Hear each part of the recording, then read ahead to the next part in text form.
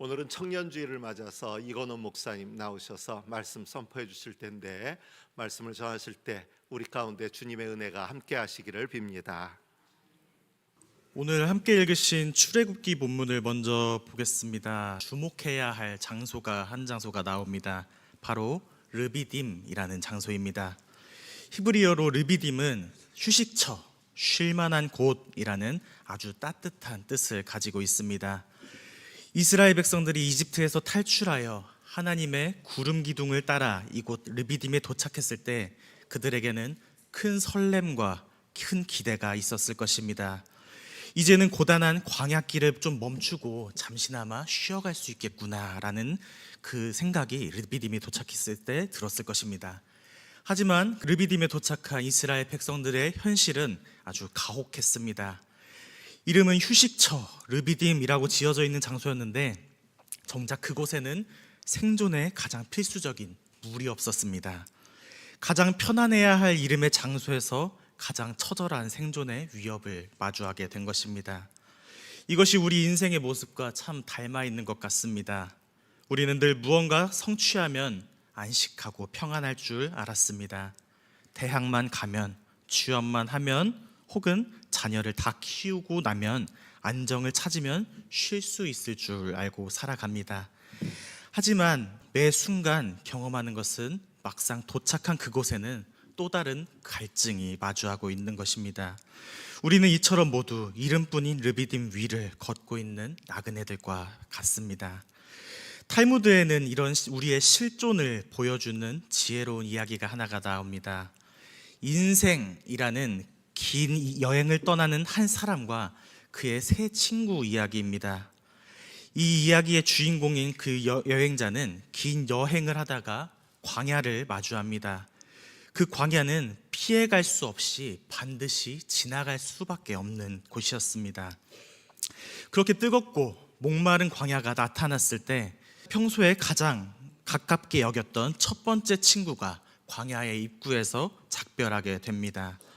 그리고 두 번째 친구는 광야의 절반까지 함께 해주지만 목마름이 극에 달하자 결국 미안하다며 발을 돌립니다. 그러나 평소에 크게 눈에 띄지 않았던 세 번째 친구만은 끝까지 그의 곁을 지키며 자신의 물을 나누어 주었고 마침내 함께 목적지에 도착하게 됩니다. 탈무드는 이 이야기의 끝에 이렇게 덧붙입니다. 첫 번째 친구는 재물이고 두 번째 친구는 명예나 지식이며 끝까지 곁을 지키는 세 번째 친구는 바로 선행과 믿음이다 라고 말입니다. 우리의 인생의 르비딤에서 우리는 그 인생을 살아가며 저마다의 친구를 의지합니다. 이 이야기처럼 말이죠. 누군가는 재물을, 누군가는 학력을, 누군가는 자기만 옳다고 하는 마음을 가지고, 누군가는 세상의 인정만을 바라며 살아갑니다. 하지만 실제 물 한 모금 없는 절망의 순간이 오면 우리가 믿었던 세상의 친구들은 조용히 우리 곁을 떠나가곤 합니다. 우리는 모두 끝까지 우리의 곁을 지켜주며 함께할 진짜 친구가 필요한 존재들입니다.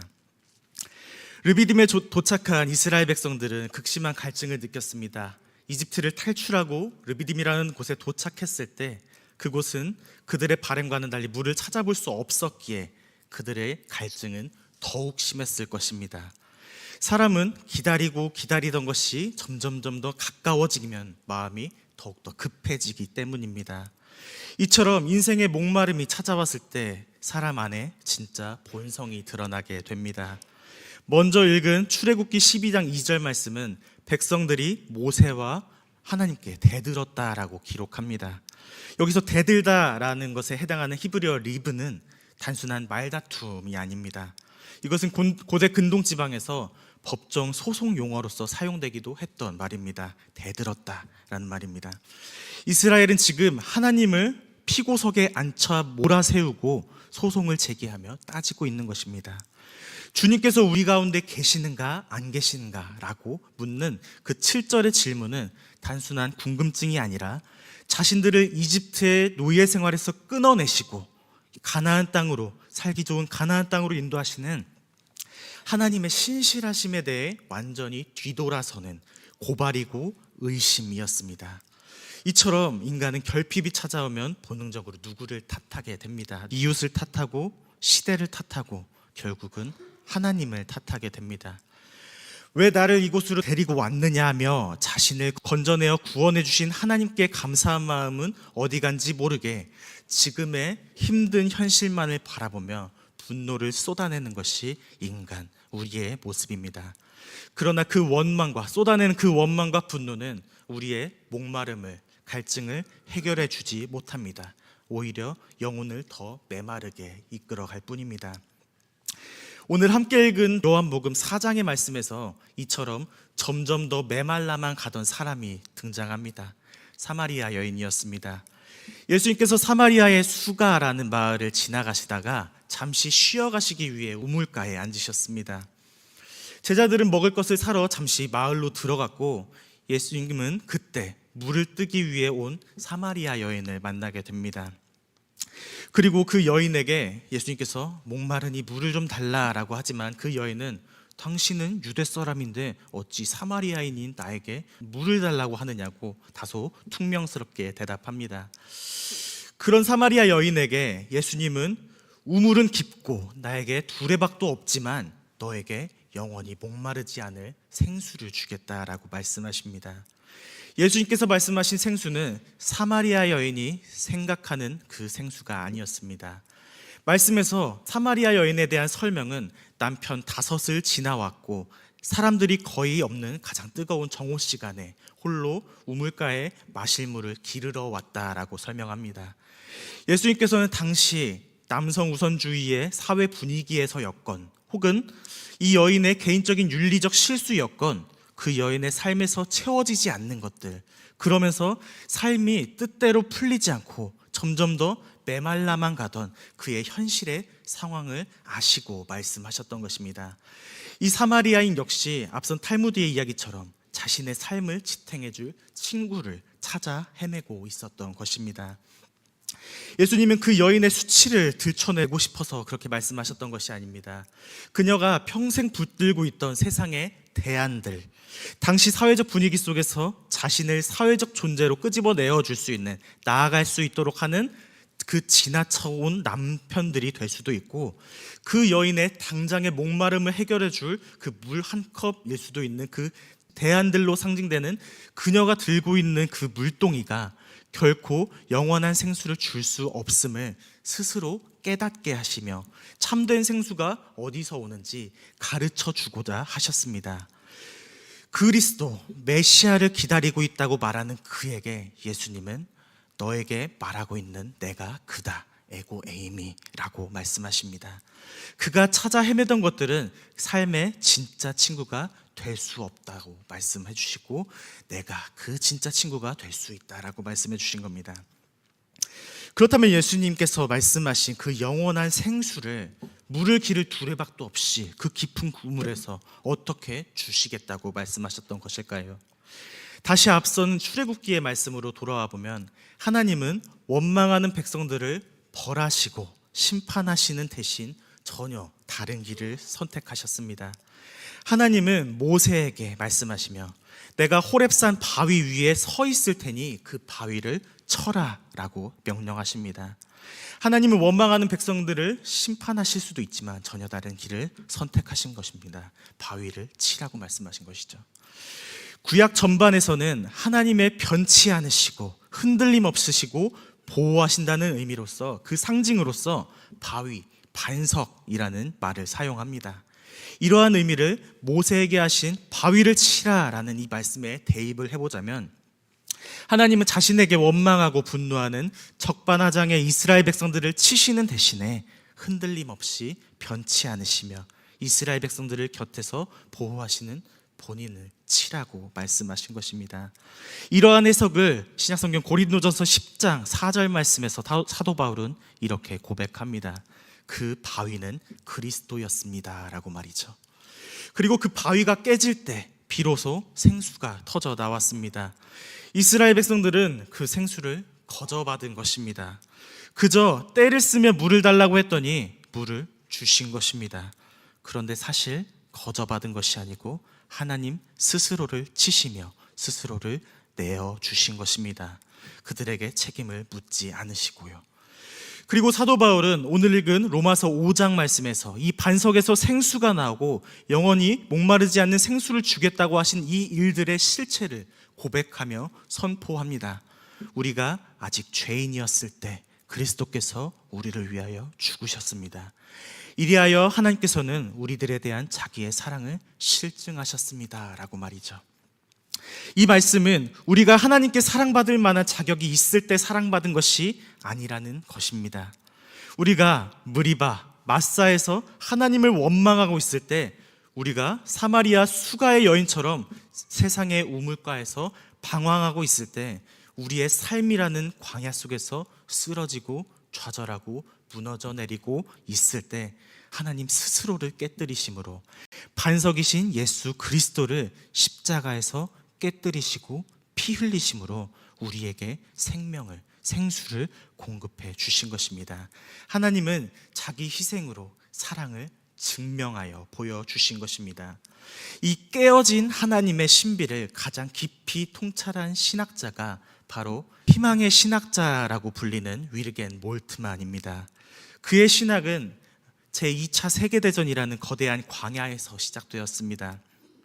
18세의 나이에 독일군으로 징집된 그는 전쟁 중에 옆에서 친구가 죽어나가는 것을 목격하며 처절한 존재론적 갈망에 빠졌습니다. 포로 수용소에 잡혀간 그는 하나님은 어디 계십니까? 왜 나만 살아남은 것입니까? 라며 울부짖었습니다. 그곳은 그 위르겐 몰트만에게 물 한 모금 없는 르비딤 그 자체였습니다. 그때 그는 수용소에서 성경을 읽으며 시편 22편과 복음서의 예수님의 십자가에서의 외침을 만나게 됩니다. 나의 하나님, 나의 하나님, 어찌하여 나를 버리셨나이까? 라는 것입니다. 몰트만은 깨달았습니다. 하나님은 저 멀리 하늘 위에서 우리의 고통을 구경만 하시는 분이 아니라 우리와 똑같이 버림받고 깨어지셔서 우리의 비극 한복판에 함께 하시는 분이시라는 사실을 말입니다. 그는 고백합니다. 그리스도의 십자가는 하나님이 고통당하는 자들과 함께 하신다는 가장 강력한 연대의 표시다라고 십자가를 표현합니다. 그에게 희망이란 그저 잘 될 거야 라며 막연한 낙관주의가 아니었습니다. 희망은 고통이 없는 상태가 아니라 십자가에서 죽으시고 부활하신 그리스도라는 그 근거 위에 서 있는 확신입니다. 그래서 그는 그리스도인의 소망은 고통의 현장 속에서도 내가 지금의 삶이 힘들고 지치고 쓰러지고 그저 주저앉아 있고 삶을 포기하고 싶지만 그 고통의 현장 속에서도 하나님의 사랑이 이미 승리했음을 믿는 것이라고 선포합니다. 사도 바울이 로마서 5장에서 선포한 실증된 확증된 사랑이 바로 이것입니다. 우리가 아직 연약할 때에, 우리가 아직 죄인 되었을 때에, 즉 우리가 인생의 수용소에서 절망하고 원망하고 있을 때 하나님은 우리를 책망하시는 것이 아니라 반석이신 그리스도를 깨뜨리심으로 우리 곁에 오신 것입니다. 이 사랑이 성령을 통하여 우리 마음에 폭포수처럼 넘치도록 부어졌기에 우리는 비로소 환난 중에도 고난에 압도되지 않고 오히려 그 고난을 자랑하며 노래할 수 있게 된다라는 것입니다.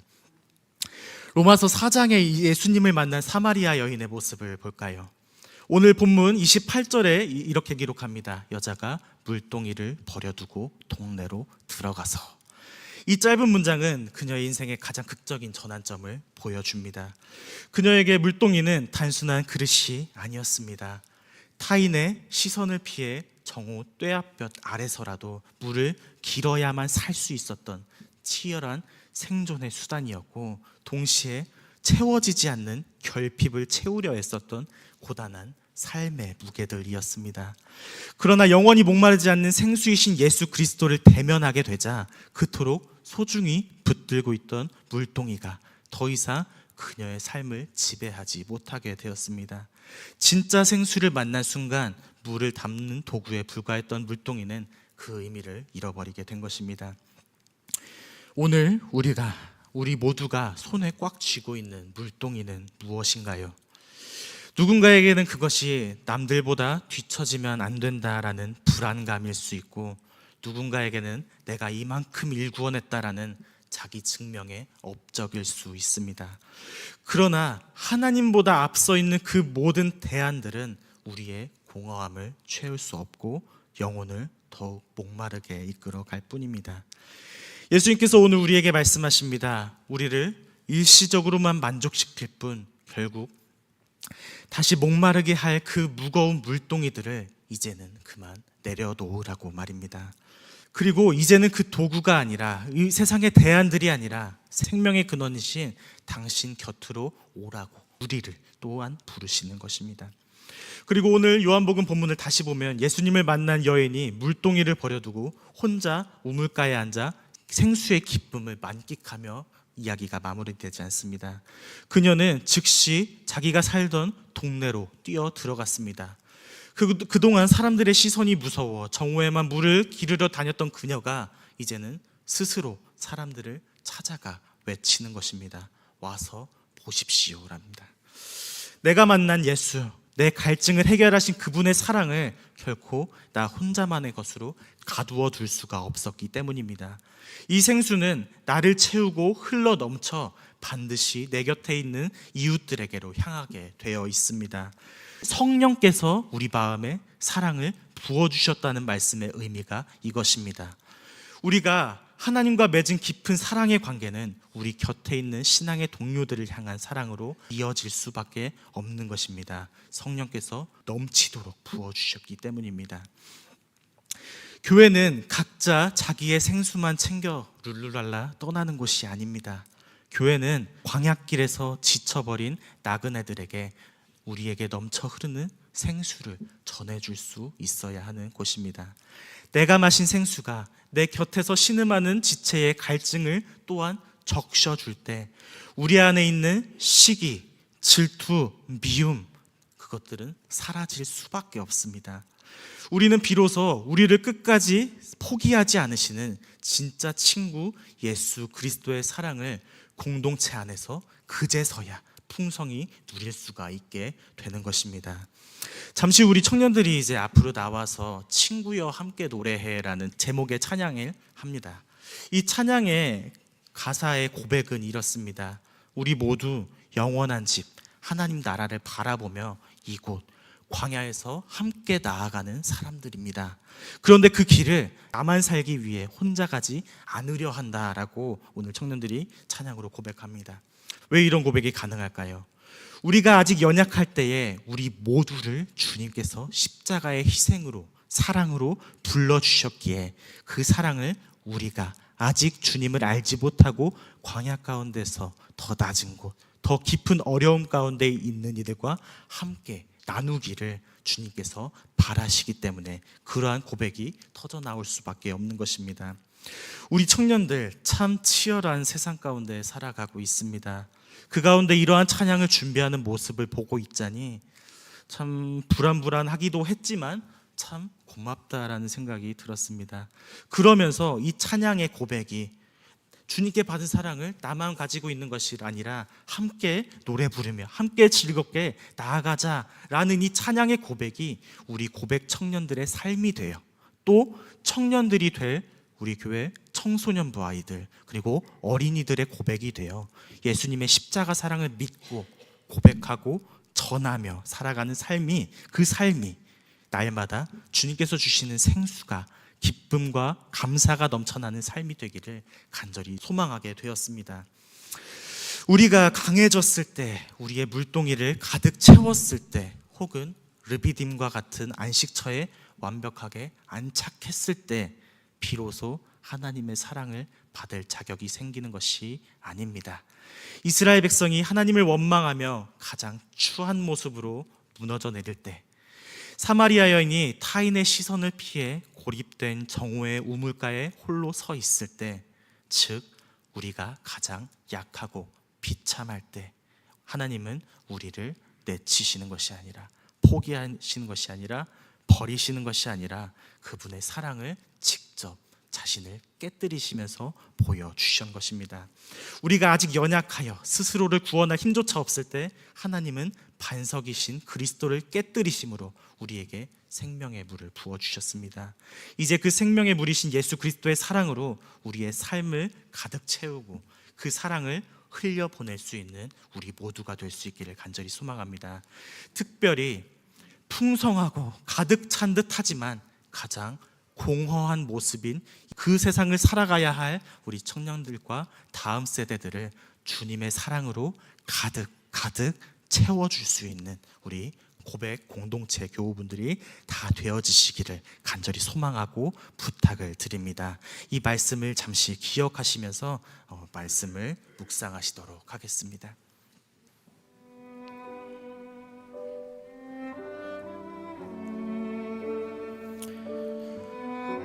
우리가 아직 약할 때에 그리스도께서는 제때에 경건하지 않은 사람을 위하여 죽으셨습니다.